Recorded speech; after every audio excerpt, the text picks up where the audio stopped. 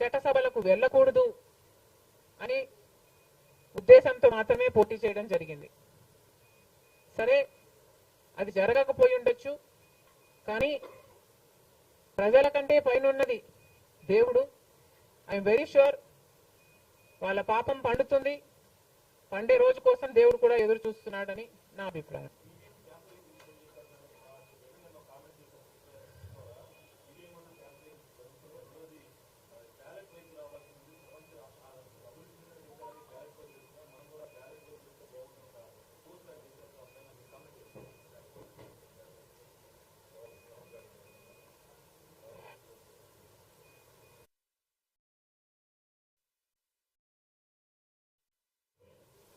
I feel మేధావులు కూర్చొని సుప్రీంకోర్టుతో సహా అందరూ కూర్చొని, ఇది అంత దేశానికి సంబంధించిన విషయం కాబట్టి అందరూ కూర్చొని ఓ నిర్ణయానికి వస్తే దేశ ప్రజలు హర్షిస్తారన్నది నా అభిప్రాయం.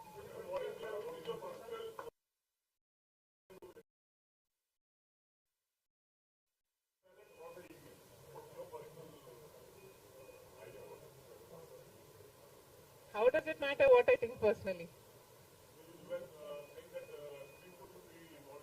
Exactly. The reason I want Supreme Court to be involved is because I don't know the entire positives and the negatives of it. So there should be intellectuals, there should be the best of the judicial sitting and discussing over it and see the pros and the cons of it and then come to a decision is what I think. Because as of now, I do not have the entire information of the whole topic.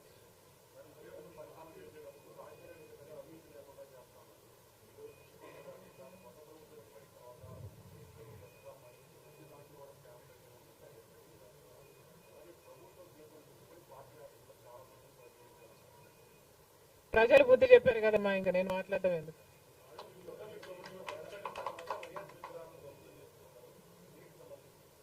ఇది చాలా దారుణం, ఇది చాలా దారుణం. కేవలం ఒక party ఓడిపోయింది కాబట్టి రాజశేఖర్ రెడ్డి గారి విగ్రహాలను ధ్వంసం చేయడం అన్నది చాలా దారుణం. రాజశేఖర్ రెడ్డి గారు ఒక మహానాయకుడు, ఆంధ్ర రాష్ట్ర ప్రజలకు నమ్మకంగా సేవ చేసిన నాయకుడు.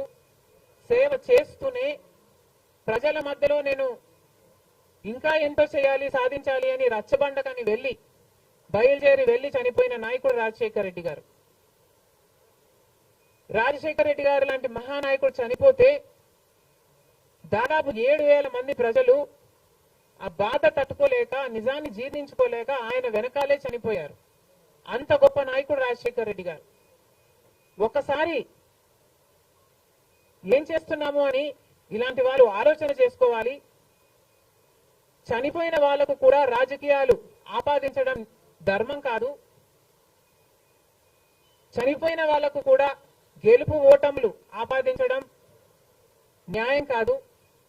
మరొక్కసారి చెప్తున్నాం, రాజశేఖర్ రెడ్డి గారు మీకు చేసింది ఏమీ లేదు. దయచేసి రాజశేఖర్ రెడ్డి గారి విగ్రహాలను ధ్వంసం చేయడం ఆపండి.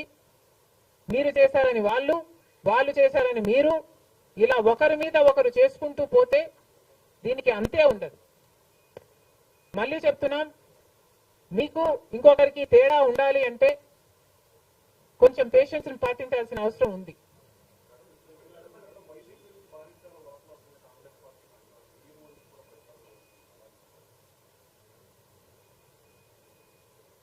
ఈవెన్చువలీ పిల్ల కాలువలన్నీ సముద్రంలో కలవాల్సిందే.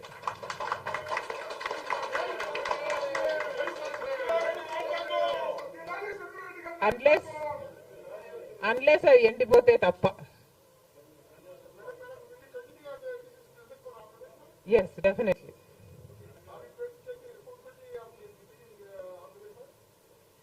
There is no taking the responsibility of anything in Andhra Pradesh, because in Andhra Pradesh, Congress is the only party that has stood by the people and has fought for the special status. On the one hand, Mr. Chandrababu Naidu, who was Chief Minister for 5 years, neglected special status, and then Mr. Jagan Mohan Reddy became the Chief Minister and continued neglecting the special status. Congress party was the only party fighting for special status and for all the rights of the AP Reorganization Act. The people of Andhra know this, but they also know that their vote should not go to waste. And because they were very decisive, that they wanted change, they voted this time with a vengeance for change.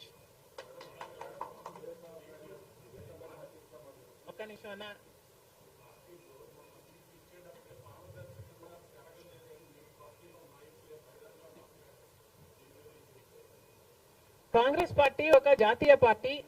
Congress పార్టీలో ఏ నిర్ణయం తీసుకున్నా కాంగ్రెస్ పార్టీలో ఒక individual తీసుకునే పరిస్థితి ఉండదు. కాంగ్రెస్ పార్టీలో ఏ నిర్ణయం తీసుకున్నా దానికి ఒక కమిటీ ఉంటుంది, ఒక పద్ధతి ఉంటుంది. ఆ నిర్ణయం ప్రకారమే సీట్లు ఇవ్వడం కూడా జరిగింది. మిగతా వాళ్ళు అంటారా, వాళ్ళు చేసే చిల్లర అలిగేషన్లకు నేను సమాధానం చెప్పాల్సిన అవసరం ఉంది అని, నేను సంజాయిషి ఇవ్వాల్సిన అవసరం ఉంది అని నేను అనుకోవటం లేదు. Indiscipline will not be tolerated by the Congress party, and severe action will also be taken against those who resort to indiscipline.